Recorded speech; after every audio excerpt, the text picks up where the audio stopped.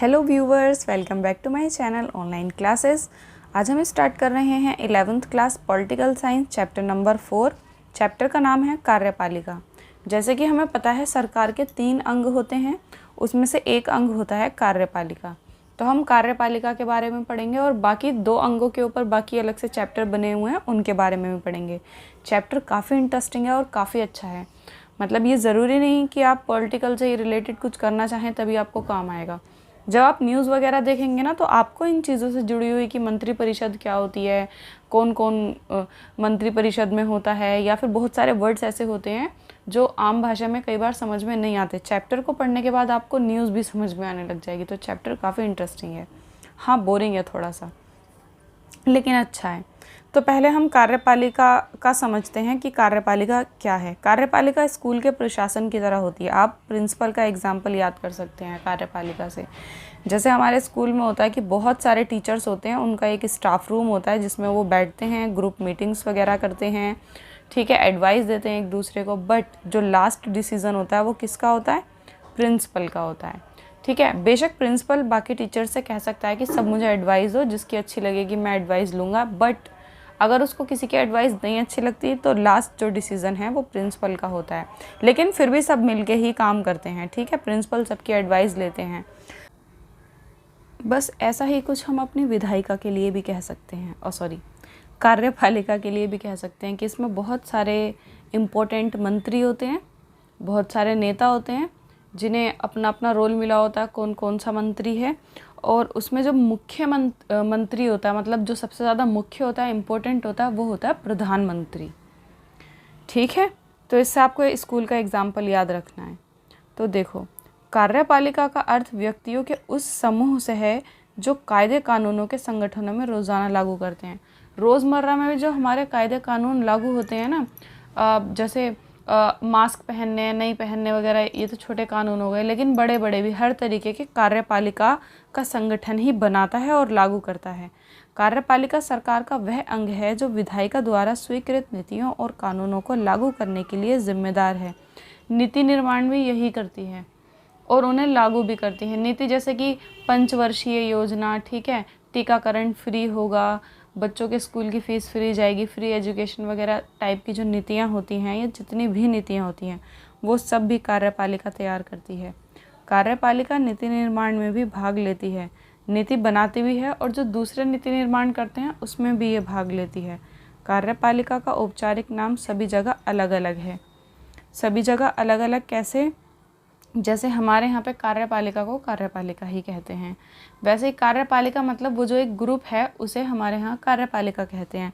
वैसे ही कुछ देशों में इसे राष्ट्रपति कहते हैं, कुछ देशों में चांसलर कहते हैं। मतलब ये जो कार्यपालिका की जो पावर है, कुछ देशों में चांसलर के पास होती है, कुछ देशों में राष्ट्रपति के पास होती है। हमारे देश में कार्यपालिका के पास है। ठीक है, अब हम पढ़ेंगे कार्यपालिका के प्रकार कि कार्यपालिका के कितने प्रकार हैं। तो देखो, कार्यपालिका 2 प्रकार की होती है। पहली होती है सामूहिक नेतृत्व के सिद्धांत पर आधारित प्रणाली, और दूसरी होती है एक व्यक्ति के नेतृत्व सिद्धांत पर आधारित प्रणाली। इसका मतलब समझ में नहीं आया आपको? तो देखो, ये है सामूहिक नेतृत्व के सिद्धांत पर आधारित प्रणाली का मतलब ये है जिसमें पूरा एक ग्रुप हो, ग्रुप के पूरे जो ग्रुप है उस पर एक आधारित प्रणाली, जैसे कि हमारे यहाँ पर है। और ये एक व्यक्ति के नेतृत्व पर प्रणाली मतलब सिर्फ कोई एक व्यक्ति होगा, चाहे वो प्रधानमंत्री हो, चाहे वो राष्ट्रपति हो, सारी पावर उसके हाथ में होगी।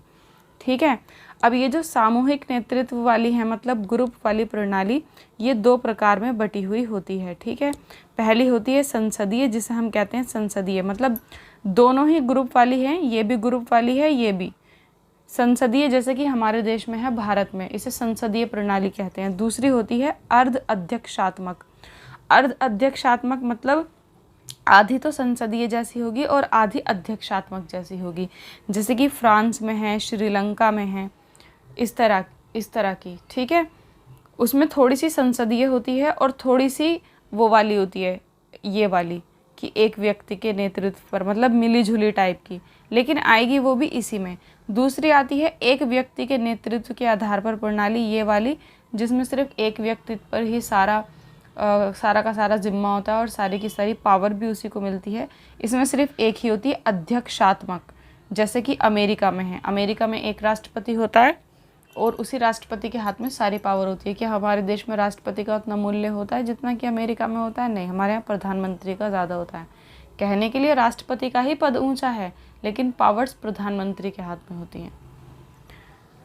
इसके बाद यहाँ पर आओ, भारत में संसदीय कार्यपालिका। अब हम अपने देश भारत की संसद की कार्यपालिका के बारे में बात करेंगे कि हमारे देश में संसदीय कार्यपालिका किस प्रकार काम करती है, क्या क्या होता है। तो देखो, भारत के संविधान निर्माता एक ऐसी सरकार सुनिश्चित करना चाहते थे जो जनता की अपेक्षाओं के प्रति संवेदनशील और उत्तरदायी हो। इसलिए यहाँ पे पावर तो किसी एक के हाथों में देना चाहते ही नहीं थे, क्योंकि हमारा देश विविधताओं से भरा हुआ है, इतने सारे जाति धर्म वगैरह हैं। अगर किसी एक के हाथ में पावर देते तो वो ज़रूर अपनी पावर का गलत इस्तेमाल करता और अपने धर्म या जाति वाले को ही सपोर्ट करता और उसके लिए ही काम करता। जबकि ऐसी व्यवस्था होने के बाद भी हमारे यहाँ पर ऐसा होता है कि एक पार्टी सिर्फ अपने ही धर्म या जाति वाले को सपोर्ट करती है, ठीक है, तब भी ऐसा होता है। और अगर ऐसा होता कि सिर्फ एक ही बंदे को दी जाती सारी पावर, राष्ट्रपति या किसी एक को अध्यक्षात्मक होती, तो बिल्कुल ही हाल बुरा हो जाता। तो हमारे भारत के संविधान निर्माता ये सब जानते थे पहले से ही, क्योंकि हमारा जो इतिहास है वो जाति धर्म के मामले में बड़ा ही गंदा रहा है, क्योंकि यहाँ पर जाति धर्म के मसले स्टार्टिंग से ही होते आ रहे हैं। तो अध्यक्षात्मक कार्यपालिका इसलिए नहीं अपनाई गई क्योंकि इसमें कार्यपालिका में व्यक्ति पूजा का खतरा बना रहता है। व्यक्ति पूजा मतलब एक व्यक्ति को ही इतनी पावर दे दी जाती है कि उसी की पूजा करनी पड़ती है, उसी के आगे पीछे घूमना पड़ता है। तो इसलिए हमारे यहाँ पर संसदीय प्रणाली है। संसदीय व्यवस्था में राष्ट्रपति राज्य का औपचारिक प्रधान होता है। संसदीय व्यवस्था में क्या होता है? राष्ट्रपति राज्य का प्रधान तो होता है, ठीक है, सबसे ऊंचा पद उसी का होता है, लेकिन औपचारिक, औपचारिक मतलब फॉर्मेलिटी के लिए, ठीक है। बाकी जो तथा प्रधानमंत्री और मंत्रिपरिषद राष्ट्रीय स्तर पर सरकार चलाते हैं, लेकिन सरकार कौन चलाता है? मंत्री, प्रधानमंत्री और मंत्रिपरिषद। प्रधानमंत्री और उसका पूरा ग्रुप मिलकर सरकार चलाते हैं। और कहने के लिए राष्ट्रपति राज्य का औपचारिक प्रधान है, लेकिन पावर उसके हाथ में नहीं होती, होती भी हैं, आगे आपको ना पूरा समझ में आएगा। राज्यों के स्तर पर राज्यपाल, मुख्यमंत्री, मंत्रिपरिषद मिलकर कार्यपालिका बनाते हैं। राज्यों के स्तर पर राज्यपाल, मुख्यमंत्री, मंत्रिपरिषद मिलकर कार्यपालिका बनाते हैं। और राष्ट्रपति 5 वर्ष के लिए चुना जाता है। राष्ट्रपति पद के लिए सीधे जनता के द्वारा निर्वाचन नहीं होता, ये तो हम सभी जानते हैं। राष्ट्रपति जो चुना जाता है वो बाकी सारे जो नेता होते हैं वो सब मिलकर चुनते हैं राष्ट्रपति को। और लेकिन प्रधानमंत्री का चुनाव सीधे प्रत्यक्ष तौर पे होता है कि हम खुद चुनते हैं प्रधानमंत्री, अपना कैंडिडेट चुनते हैं ना हम, और उसी से प्रधानमंत्री चुना जाता है। राष्ट्रपति का जो कार्यकाल है वो 5 वर्ष का होता है। राष्ट्रपति का निर्वाचन अप्रत्यक्ष तरीके से होता है, मतलब उसको जनता नहीं चुनती। राष्ट्रपति का निर्वाचन विधायक और सांसद करते हैं, ठीक है। जो नेता होते हैं ना, जो विधायक बने हुए होते हैं और सांसद बने हुए होते हैं, वो वोटिंग करते हैं राष्ट्रपति के लिए। फिर जिसकी वोटिंग ज़्यादा होती है वो राष्ट्रपति बन जाता है। राष्ट्रपति की शक्ति और स्थिति, अब हम जानेंगे राष्ट्रपति के पास कितनी पावर होती है और उसकी क्या स्थिति होती है। तो राष्ट्रपति को बहुत सारी शक्तियां प्राप्त होती हैं, लेकिन नाम के लिए सिर्फ विधायी कानूनी शक्तियां, लेकिन राष्ट्रपति इन शक्तियों का प्रयोग मंत्रिपरिषद की सलाह पर ही करता है। मतलब कहने को ये शक्तियां राष्ट्रपति के पास है, लेकिन पता क्या होता है कि मंत्रिपरिषद जब तक नहीं कहेगी राष्ट्रपति उन शक्तियों को यूज़ ही नहीं कर सकता। लेकिन राष्ट्रपति के पास एक शक्ति होती है, जैसे मंत्रिपरिषद का कोई ऑर्डर है तो उनको वो सब पास कराने के लिए, उस पर साइन कराने के लिए, कुछ भी करने के लिए राष्ट्रपति के पास जाना पड़ेगा, भेजना पड़ेगा, उनसे मंजूरी लेनी पड़ेगी। तो राष्ट्रपति के पास ये शक्ति है कि वो मना कर सकते हैं उस चीज़ के लिए।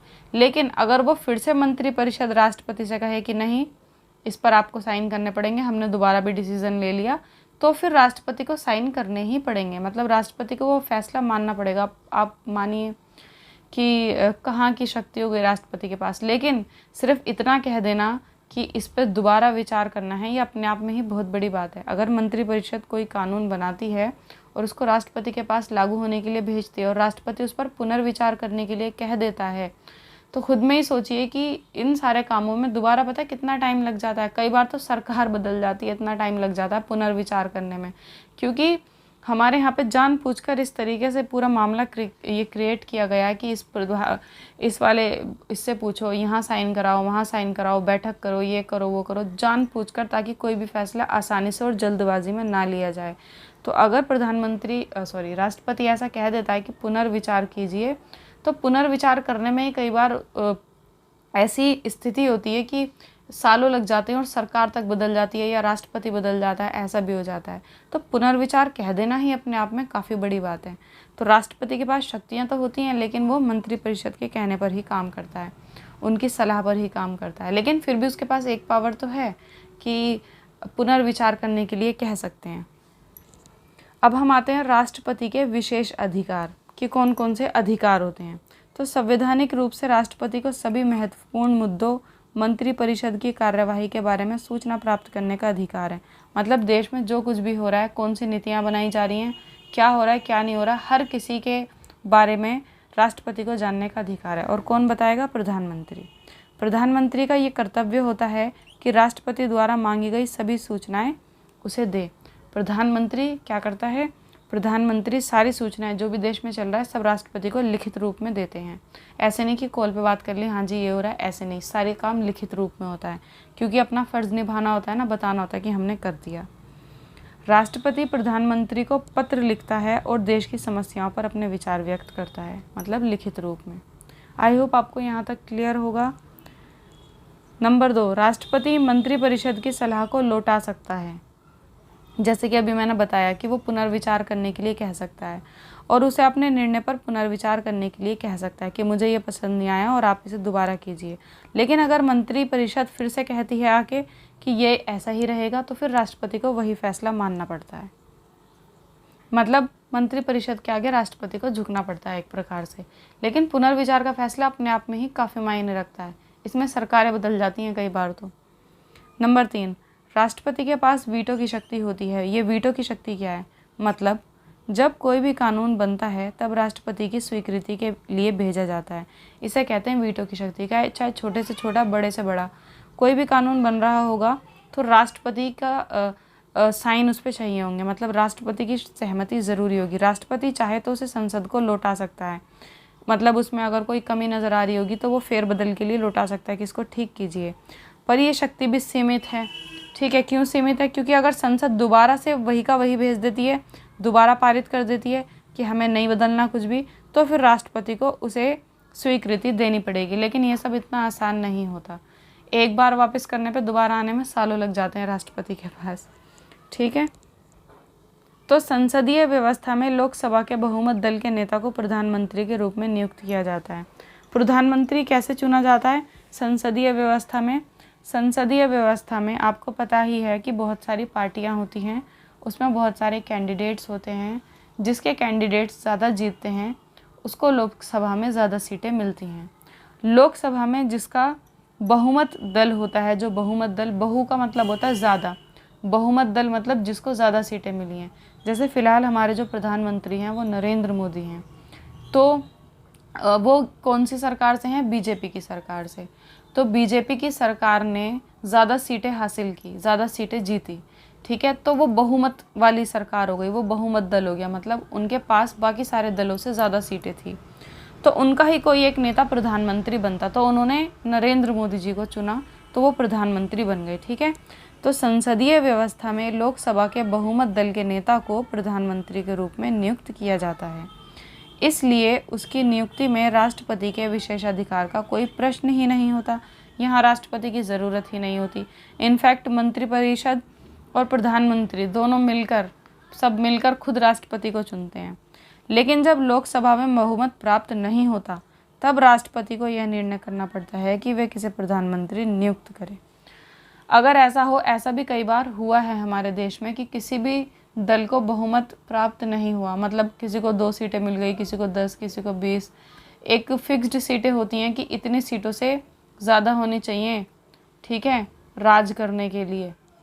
तो वो जब किसी को भी नहीं मिलती तो क्या होता है, गठबंधन की सरकार बनानी पड़ती है। गठबंधन मतलब 3-4 दल एक साथ मिल जाते हैं और फिर वो अपनी सीटें कंप्लीट कर लेते हैं और उसके बाद उनमें से ही कोई एक प्रधानमंत्री बनता है। लेकिन ऐसी सरकारों में लड़ाई झगड़े ज़्यादा होते हैं, क्योंकि हर कोई अपनी अपनी चलाता है कि हमारा प्रधानमंत्री बनेगा, हमारा ये वाला नेता ये मंत्री बनेगा। तो ऐसी सरकारें ज़्यादातर भंग हो जाती हैं। भंग मतलब ख़त्म हो जाती हैं। ये भंग वर्ड बार बार यूज़ होगा इसमें चैप्टर में। तो भंग का मतलब समझ लेना, ख़त्म हो जाना, तितर बितर हो जाना, ठीक है, बिखर जाना।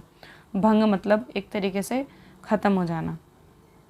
तो ऐसे में जो प्रधानमंत्री की नियुक्ति है वो राष्ट्रपति करता है, जब कोई भी बहुमत दल नहीं होता। कौन सा राष्ट्रपति? अभी तो अब आप कहेंगे कि राष्ट्रपति तो खुद प्रधानमंत्री और मंत्री परिषद मिलकर खुद ही चुनते हैं। तो पहले से भी तो कोई राष्ट्रपति बैठा हुआ होगा ना, नया राष्ट्रपति चुनते हैं वो।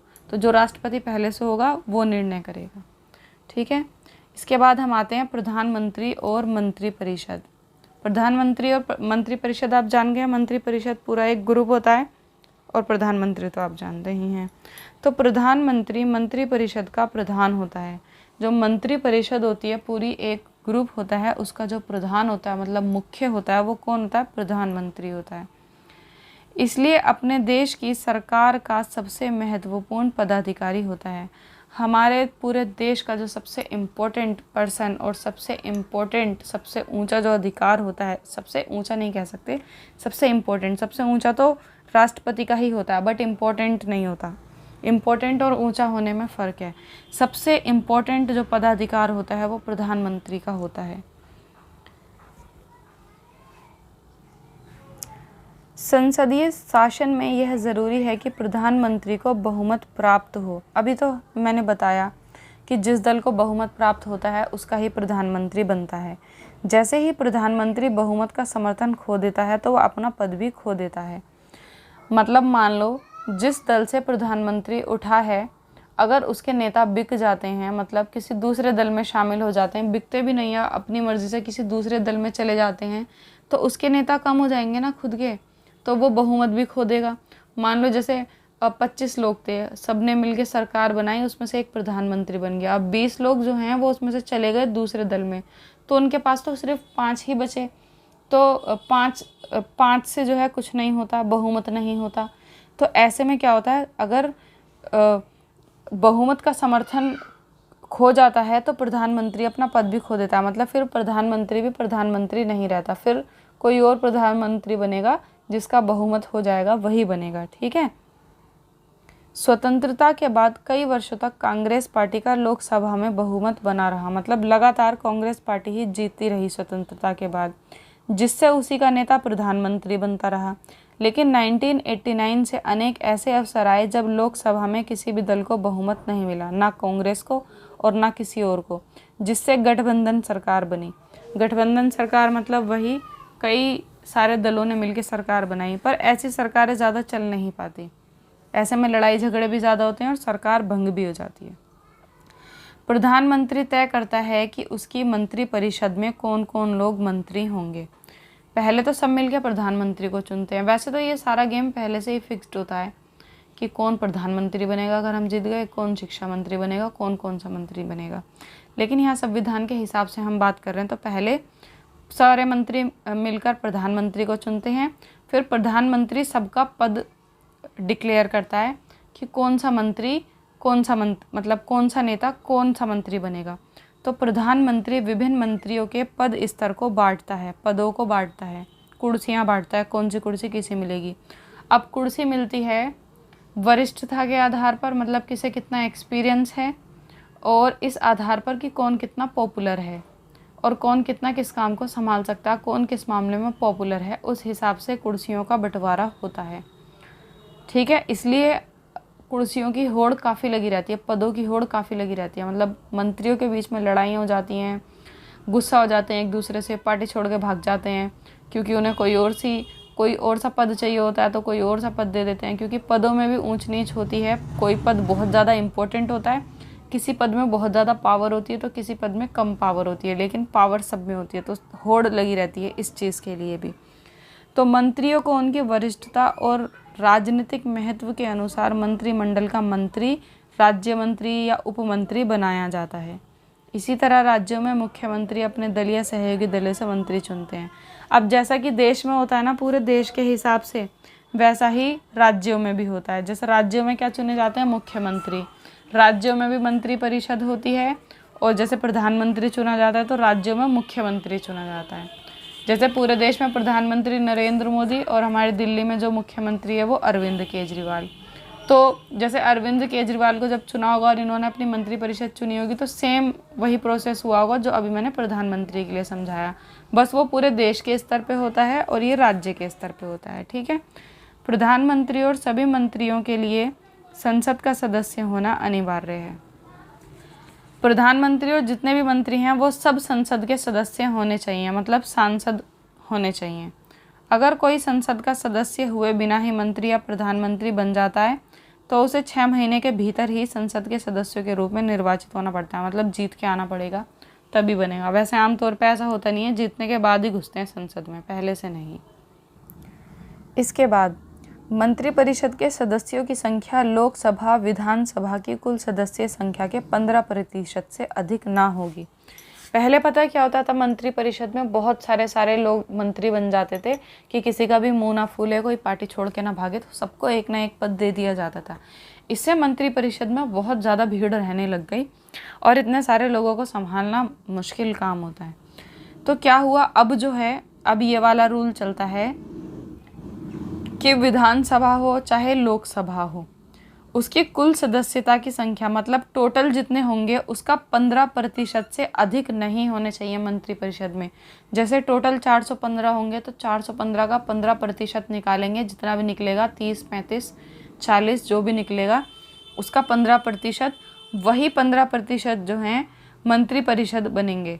लोकसभा हो चाहे पूरे देश की बात हो, चाहे विधानसभा हो चाहे राज्यों की बात हो रही हो। जो मंत्री परिषद प्रधानमंत्री के लिए बनती है वो लोकसभा है, और जो मंत्री परिषद मुख्यमंत्री के लिए बनती है वो विधानसभा है। ठीक है। भारत में प्रधानमंत्री का सरकार में स्थान सर्वोपरि है। ये हम पहले भी बात कर चुके हैं कि सबसे उच्चतम, सबसे इम्पोर्टेंट स्थान प्रधानमंत्री का होता है। बिना प्रधानमंत्री के मंत्रिपरिषद का कोई अस्तित्व नहीं है। अगर प्रधानमंत्री नहीं है तो मंत्रिपरिषद भी नहीं है। मंत्रिपरिषद तभी अस्तित्व में आती है जब प्रधानमंत्री अपने पद का शपथ ग्रहण कर लेता। उससे पहले कोई मंत्रिपरिषद नहीं मानी जाती जब तक प्रधानमंत्री शपथ न ले ले, मतलब उसका अस्तित्व ही प्रधानमंत्री से है। अगर प्रधानमंत्री की मृत्यु हो जाती है या फिर प्रधानमंत्री त्यागपत्र दे देता है, मतलब इंग्लिश में क्या कहते हैं त्यागपत्र को, रिज़ाइन कर देता है, तो मंत्रिपरिषद भी भंग हो जाती है। मतलब मंत्रिपरिषद में जिसको जो भी नेता का जो भी किरदार मिला हुआ है ना, जो भी पोस्ट मिली हुई है, सब गायब हो जाएगी अगर प्रधानमंत्री की मृत्यु हो जाए या फिर वो त्यागपत्र दे दे। हमारे पड़ोसी काफ़ी शोर मचा रहे हैं, सॉरी, आपको इतने सारी आवाज़ों के साथ ही वीडियो सुनना पड़ रहा है। जबकि किसी मंत्री की मृत्यु या फिर हटाए जाने या फिर त्यागपत्र के कारण मंत्रिपरिषद में केवल एक ही स्थान खाली होता है। मतलब मंत्रिपरिषद में से कोई एक मंत्री अगर अपना त्यागपत्र दे देता है या फिर उसकी मृत्यु हो जाती है तो उसकी जगह किसी और मंत्री को बैठा दिया जाएगा, सिर्फ एक पद खाली होगा। लेकिन ऐसा अगर प्रधानमंत्री के साथ होता है तो पूरी की पूरी मंत्रिपरिषद ही भंग हो जाती है। प्रधानमंत्री की शक्तियों के अनेक स्रोत हैं। प्रधानमंत्रियों के पास बहुत सारी शक्तियां होती है, जैसे मंत्रिपरिषद पर पूरा नियंत्रण प्रधानमंत्री का होता है, लोकसभा का नेतृत्व भी प्रधानमंत्री करता है, अधिकारी जमात पर अधिपत्य, मीडिया तक पहुंच, चुनाव के दौरान उसके व्यक्तित्व का उभार, अंतर्राष्ट्रीय सम्मेलनों में जो जाते हैं, विदेश यात्राओं में जाते हैं, तो एक राष्ट्रीय नेता की क्या छवि है, हमारे देश की क्या छवि है, ये सब भी प्रधानमंत्री ही दिखाता है दूसरे देशों में जाके। तो ये सब भार प्रधानमंत्री के ऊपर होता है। और ये सारा कुल मिला के बात ये है कि हर एक चीज़ पर प्रधानमंत्री की शक्ति है। ठीक है। इसके बाद हम बात करते हैं स्थायी कार्यपालिका की। स्थायी कार्यपालिका क्या होती है, जिसे हम नौकरशाही भी कहते हैं। मंत्रियों के निर्णय को लागू कौन करता है ये हम जानेंगे। तो एक पूरा संगठन होता है देश में, बहुत ही विशाल संगठन, मतलब मान सकते हैं उसमें लाखों लोग होते हैं, जिसमें प्रधानमंत्री, मंत्रीगण मतलब सारे मंत्री, प्रशासनिक मशीनरी, सैन्य सेवा, जनरल कर्नल, ये सारे, अखिल भारतीय सेवाएं, प्रांतीय सेवाएं, स्थानीय सरकार के कर्मचारी, जितने भी कर्मचारी होंगे, पुलिस सेवा वगैरह सब इसमें आती है। तो लाखों लोग होते हैं। इसे हम कहते हैं स्थायी कार्यपालिका या फिर नौकरशाही। ठीक है। सिविल सेवाओं का वर्गीकरण, अखिल भारतीय सेवाएं, भारतीय प्रशासनिक सेवाएं, भारतीय पुलिस सेवा। ये दूसरी होती हैं केंद्रीय सेवाएं, भारतीय विदेश सेवा, भारतीय राजस्व सेवा। और तीसरी है प्रांतीय सेवाएं, ब्रिकरीकर अधिकारी। नौकरशाही वह माध्यम है जिसके द्वारा सरकार की लोक हितकारी नीतियां जनता तक पहुंचती हैं, पर नौकरशाही इतनी शक्तिशाली होती है कि आम आदमी सरकारी अधिकारियों तक पहुंचने से डरता है। मतलब सरकार की जितनी भी नीतियां वो तो हमें पता है जनता तक पहुंच जाती हैं, लेकिन आपको पता है कि बहुत सारी नीतियों का फ़ायदा हमें मिल ही नहीं पाता। क्यों? क्योंकि इतनी ज़्यादा जटिल बनाई हुई है इस प्रक्रिया को, ये लाओ वो लाओ, ये करो, वहाँ जाओ, साइन कराओ, ये कराओ वो कराओ, कि एक्चुअल में लोगों को वो नीतियों का जो मतलब उन्हें नीतियों से जो प्रॉफिट मिलना चाहिए वो मिल ही नहीं पाता। तो ये आम लोगों का अनुभव है कि नौकरशाही सामान्य नागरिकों की मांगों और आशाओं के प्रति संवेदनशील नहीं होती, सुनते ही नहीं ठीक से, FIR कराने चले जाओ, कुछ भी कराने चले जाओ।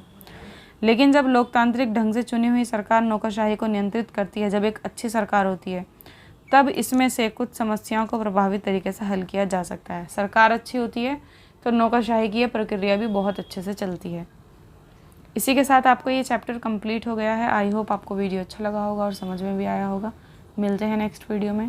Bye guys.